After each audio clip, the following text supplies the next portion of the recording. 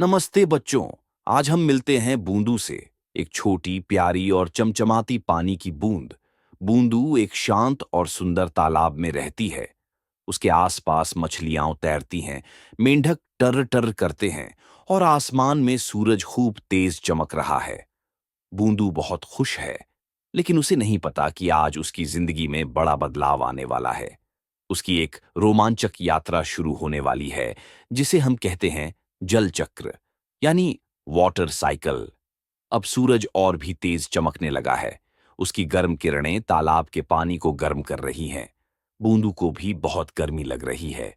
धीरे धीरे वो और उसके दोस्त उड़ने लगते हैं। हाँ, वो भाप बन चुके हैं और हवा में ऊपर उड़ रहे हैं, बिल्कुल ऐसे जैसे कोई उड़ती हुई परियों की टोली आसमान की ओर जा रही हो।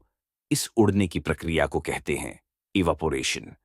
ऊपर आसमान में पहुंचते ही भाप को ठंडी ठंडी हवा मिली। बूंदू और उसके दोस्त ठंडे होकर फिर से छोटी छोटी पानी की बूंदों में बदलने लगे। वो सब मिलकर एक प्यारा मुलायम रुई जैसा बादल बना लेते हैं। अब बूंदू बादल के अंदर है। वो बहुत खुश है, क्योंकि ऊपर का नजारा बड़ा मजेदार है। बच्चों, इस प्रक्रिया को कहा जाता है कंडेंसेशन। बूंदू को तो मजा आ रहा था, लेकिन धीरे धीरे बादल और भारी होते जा रहे थे। जब बहुत सारी बूंदें इकट्ठा हो जाती हैं, तो बादल उन्हें और नहीं रोक पाता। फिर क्या, बादल फट पड़ता है और जोर की बारिश शुरू हो जाती है।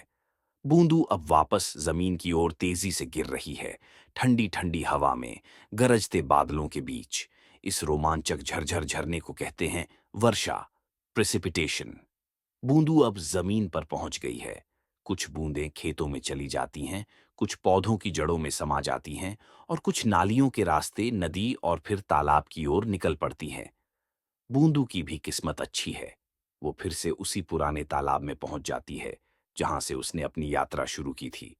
बिल्कुल घूम फिरकर वहीं वापस आ गई। इसे हम कहते हैं कलेक्शन। तो बच्चों, यही है बूंदू की यात्रा। एक चक्कर जो बार बार चलता रहता है। सूरज की गर्मी से होता है एवापोरेशन, ऊपर जाकर ठंडा होता है तो होता है कॉन्डेंसेशन, फिर बारिश बनकर आता है प्रेसिपिटेशन, और फिर धरती पर पहुंचकर सब वापस इकट्ठा होता है कलेक्शन। और यही हमारा प्यारा सा जल चक्र, वाटर साइकिल है।